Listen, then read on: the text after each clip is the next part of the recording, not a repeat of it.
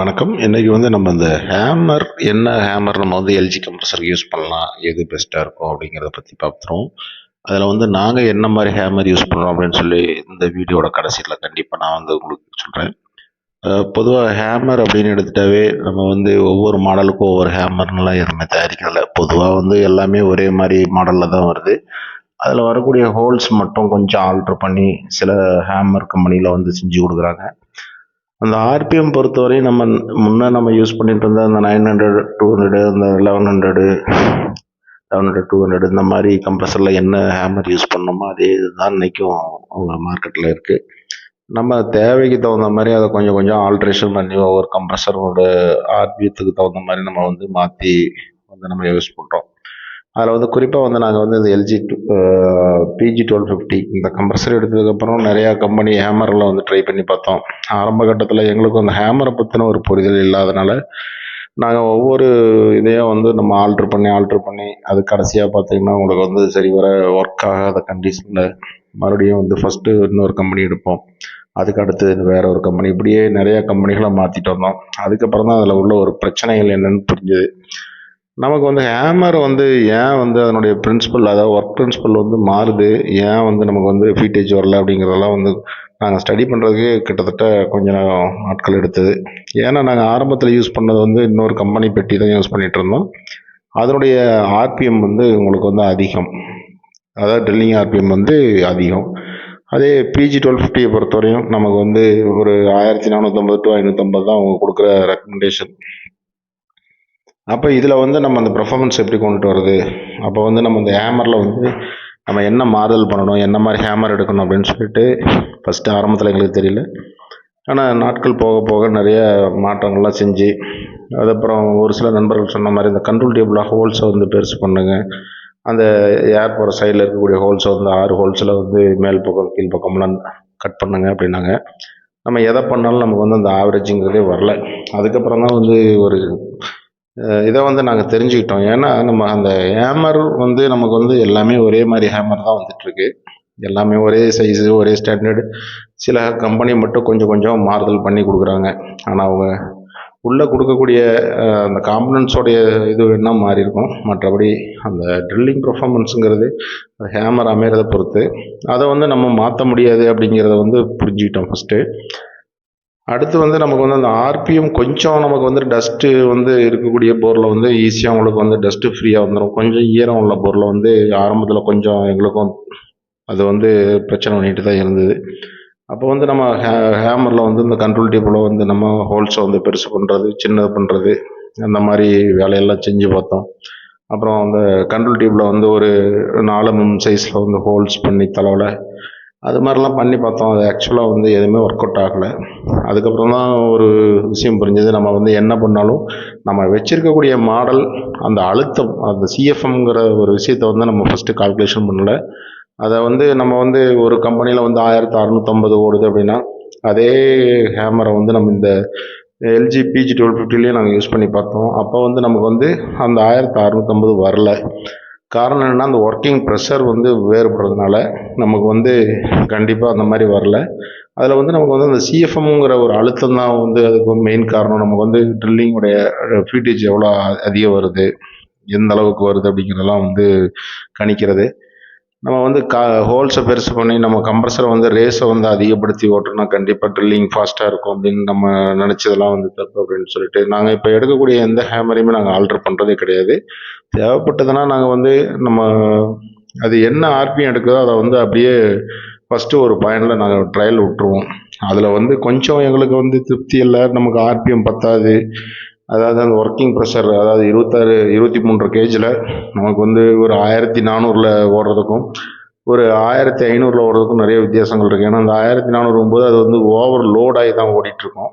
அதே ஒரு 1500 ஓடும்போது அந்த கம்ப்ரஸருடைய ரன்னிங்கும் என்ஜினுடைய இதுவும் நமக்கு ஒரு கரெக்டான ரேஷியோ இருக்கிறதுனால நமக்கு அந்த லோடு இருக்காது. அதனால் நமக்கு அந்த 1500 இருந்தால் கரெக்டாக இருக்கும் அப்படின்னு சொல்லிட்டு நாங்கள் ஏர் டிஸ்ட்ரிபியூட்டில் இருக்கக்கூடிய ஹோல்ஸை மட்டும்தான் ஆல்ட்ரு பண்ணுறது.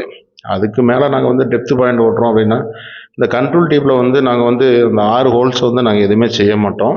தலோல உள்ள அந்த அடைச்சிருக்கிற இடத்துல மட்டும் சில கம்பெனிகள் வந்து அதில் சோக்கு மாதிரி ஒரு விஷயத்தை போட்டு கொடுப்பாங்க, பிளாஸ்டிக் சோக்கு.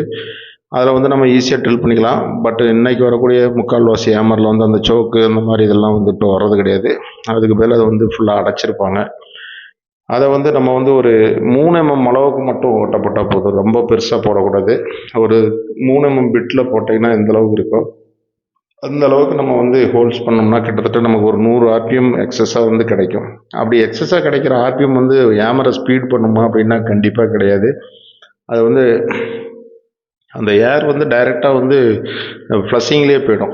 உங்களுக்கு வந்து அந்த ட்ரில்லிங் பெர்ஃபார்மன்ஸ் கண்டிப்பாக குறையும். ஏன்னா அதோட பெரிய ஹோல்ஸ் போட்டிங்க அப்படின்னா 100% வந்து அந்த ட்ரில்லிங்கோட பெர்ஃபார்மன்ஸ் குறையும். இப்போ ஒரு பிஜி 1250 எடுத்துட்டிங்கன்னா மினிமம் ஒரு கல்லில் வந்து மினிமம் ஒரு 120 அடிங்கிறதெல்லாம் சாதாரணமாக வரக்கூடியது, எவ்வளோ கடுமையான கல்லாக இருந்தாலும். ஏன்னா நாங்கள் செஞ்சிட்டு இருக்கிற ஏரியாக்களில் வந்து ஒரு பாதி ஏரியா எடுத்துட்டிங்கன்னா ஃபுல் அண்ட் ஃபுல் கல் தான். கல்லுனா வந்து சிலையே செஞ்சிட்ருக்காங்க, அந்த அளவுக்கு உள்ள கல் தான். அந்த இடங்கள்லேயும் நாங்கள் வந்து நம்ம ஓட்டும் போது நம்ம ஹேமருக்கு வந்து ஒரு 125 டு 126 அடி 127 அடி ஆவரேஜாக வந்துடும். ஃபஸ்ட்டு வந்து ஆரம்பத்தில் வந்து எங்களுக்கு அதை பற்றின ஒரு சரியான புரிதல் இல்லை. ஏன்னா இதெல்லாம் வந்து நாள் பட நிறைய விஷயங்களை தெரிஞ்சுக்கும் போது தான் இந்த கம்ப்ரஸருடைய ப்ரெஷர் என்ன, அதனுடைய சீஃபம் என்ன, அப்போ வந்து இதுக்கு வந்து இவ்வளோ ஃபீட்டேஜ் கிடைக்கும், நம்ம வந்து கண்டிப்பாக இவ்வளோ வந்து எடுத்தோம்னா நமக்கு வந்து ஒரு ஆர்பிஎத்துக்கு வந்து எத்தனை லிட்டர் டீசல் எடுக்கும். அதே வந்து ஒரு லாரிக்கு என்ஜினுக்கு வந்து ஒரு ஹவருக்கு வந்து எவ்வளோ டீசல் எடுக்கும் அப்படிங்கிறத பொறுத்து நம்மளுடைய டீசல் ஆவரேஜ் வந்து கண்டிப்பாக மாறுபடும். இதில் வந்து நம்ம கம்ப்ரஸரை பொறுத்தவரையும் நாங்கள் வந்து இப்போ வந்து 1480 டு 500 இதை தான் ஹோல்டு பண்ணி ஓட்டிகிட்ருக்கோம். ஏன்னா எங்களோட ஹேமர் வந்து நாங்கள் வந்து கம்பெனிலேருந்து வரது வந்து நாங்கள் எந்த ஆல்ட்ரு பண்ணுறதில்ல. எங்களுக்கு ஏதாவது டெப்த் பாயிண்ட்டு நாங்கள் ஓட்டணும்னு நினச்சா நான் சொன்ன மாதிரி அந்த கண்ட்ரோல் டியூப்பில் வந்து நாங்கள் ஒரு சின்ன ஹோல்ஸ் மட்டும் பண்ணி 2-3 கண்ட்ரோல் டியூப் ஸ்பேர் வச்சுருக்கோம், அதை மட்டும் மாற்றிக்கும். மற்றபடி வேறு எந்த ஒரு ஆல்ட்ரேஷனுமே பண்ணுறதில்ல. நமக்கு வந்து 1450 ஓடினாலோ 1550 ஓடினாலும் ஆஸ் இட் இஸ் நம்ம வந்து அந்த ஹேமரை வந்து அப்படியே யூஸ் பண்ணுறது தான் பெஸ்ட்டு. முடிஞ்ச ஒரு பாயிண்ட் ஓட்டி பார்த்துட்டு நமக்கு திருப்தி இல்லைன்னா மேற்கொண்டு வேறு ஏதாவது ஆல்ட்ரு பண்ணலாம். மற்றபடி வந்து நிறைய நண்பர்கள் சொல்கிற மாதிரி அந்த கண்ட்ரோல் டியூப்பை ஹோல்ஸை வந்து பெருசு பண்ணி விட்டால் ஆர்பி அது எடுக்கும் அப்படிலாம் எடுக்காது. சில நேரங்களில் பார்த்தீங்கன்னா திடீர்னு 1500 ஓடிட்டுருக்கும், அது கொஞ்சம் கொஞ்சமாக குறைஞ்சிரும். அதுக்கு என்ன ரீசன், அந்த ஈரம் கட்டிடுச்சுன்னா நமக்கு அந்த ராடோடைய சைட்லேயும் அந்த ஹேமருடைய அதாவது பிட்டோடைய சைஸுக்கும் ராடோட சைஸுக்கும் 2 இன்ச்சு கேப் வேரியேஷன் இருக்கும். அந்த 2 இன்ச்சுனா சுற்றளவில் அந்த 2 இன்ச்சு கேப் இருக்கும், சைடுக்கு சுற்றளவில் ஒவ்வொரு இன்ச்சு அளவுக்கு கேப் இருக்கும். அதில் கொஞ்சம் ஈரம் கட்டிடுச்சுன்னா கண்டிப்பாக வந்து நமக்கு வந்து கொஞ்சம் ட்ரில்லிங் ஆர்பிஎம் எல்லாமே வந்து கம்மியாக தான் வரும். காரணம் என்னென்னு கேட்டிங்கன்னா உங்களுக்கு ஃப்ரீ ஃப்ளோவாக ஆகிறதில்ல. அந்த மாதிரி சுச்சுவேஷனில் நம்ம அதுக்கு தகுந்த மாதிரி கொஞ்சம் ட்ரில்லிங்கும் வந்து ஆப்ரேட்டர் வந்து அதை ஹேண்டில் பண்ணணும். நிறையா விஷயங்கள் நாங்கள் வந்து இப்போ இன்னைக்கு நீங்கள் பார்த்துட்டு இருக்கிற பாயிண்ட் கூட நாங்கள் வந்து ஒரு 1434 தான் ஓடிட்டுருக்கு. காரணம் என்னென்னு கேட்டிங்கன்னா ஹெவி வாட்டர் ஃப்ளோ இருந்த போதிலும் நம்ம வந்து அதே ஹேமர் வந்து எங்களுக்கு வந்து 1480 490 வரையும் எடுக்கும். அதே ஹேமர் தான் நாங்கள் வந்து இன்றைக்கி யூஸ் பண்ணிகிட்ருக்கோம். அந்த இதெல்லாம் வந்து என்னென்னு கேட்டிங்கன்னா அந்த போரில் நல்ல தண்ணி சப்ளை ஃபுல்லாக வந்ததுனால அந்த ப்ரெஷர் வந்து, ஏன்னா கொஞ்சம் பேக் ப்ரெஷர் அதிகமானதுனால நமக்கு வந்து கொஞ்சம் ஆர்பிஎம் வந்து கம்மியாயிடுச்சு. ஆரம்பத்தில் வந்து நம்ம வந்து நினச்சது என்னென்னா நமக்கு வந்து நம்ம ஆர்பிஎம் அதிகம் எடுத்தால் தான் நமக்கு வந்து நிறையா ட்ரில்லிங் ஆகும் அப்படின்னு நினச்சோம். அது எவ்வளோ ஆர்பிஎம் எடுத்தாலும் அது கண்டிப்பாக அந்த ஹேமருடைய பெர்ஃபார்மன்ஸ் எப்படி இருக்குங்கிறத பொறுத்து முடிஞ்ச அளவுக்கு ஒரு நல்ல ஸ்டாண்டர்டான கம்பெனிக்குள்ள ஹேமரை யூஸ் பண்ணும்போது நமக்கு அந்த மாதிரி இந்த ஆர்பிஎம் டவுன் ஆகிறது, ரேஸ் ஆகிறது, இந்த மாதிரி பிரச்சனைகள்லாம் இருக்காது. சில கம்பெனி ஹேமர்லாம் பார்த்தீங்கன்னா கொஞ்ச நாள் நல்லா ஓடிட்டுருக்கோம், அதுக்கப்புறம் கொஞ்சம் கொஞ்சம் அது அதனுடைய இதெல்லாம் மாறிடும். அது மாதிரி இருக்கிறதெல்லாம் நம்ம வந்து மேக்ஸிமம் வந்து வாங்குறத அவாய்ட் பண்ணிக்கிறது பெஸ்ட்டு. கொஞ்சம் நம்ம எதை எடுத்தாலும் ஒரே கம்பெனியாக மேக்ஸிமம் செலக்ட் பண்ணி நம்ம ஓட்டுறது. நாங்களாம் இப்போ வந்து அதிகபட்சம் ஒரே ஒரு கம்பெனியோடைய ஹேமர் மட்டும்தான் எடுத்துகிட்ருக்கோம். எங்களுக்கு வந்து அந்த ஹேமர் வந்து ஒரு 12,000 அடி அளவுக்கு வந்து பெர்ஃபார்மன்ஸ் வந்து நல்லாயிருக்கும். ஏன்னா நாங்கள் அந்த லூப்ரிகன்ட்னு ஒரு விஷயம் இருக்குது. ஃபஸ்ட்டு ஆரம்பத்தில் அதுலேயுமே ஒரு சில தவறுகள்லாம் ஆரம்பத்தில் செஞ்சிட்ருந்தோம். அதில் வந்து நம்ம அந்த என்ஜின் சர்வீஸ் பண்ணக்கூடிய ஆயிலெலாம் அதில் வந்து மிக்ஸ் பண்ணி அந்த லூப்ரிகன்ட்டோட ஓட்டிகிட்டு இருந்தோம். அதெல்லாம் வந்து தப்புங்கிறது பின்னாடி தெரிஞ்சுது. இப்போ நம்ம அந்த லூம் ஆயில் வாங்கினோம்னா ஒரு 200 லிட்டர் பேரலுக்கு கம்ப்ரஸர் ஆயில் வந்து சரியாக ஒரு 100 லிட்டர் அளவுக்கு கலந்து மிக்ஸ் பண்ணிக்கிடுவோம்.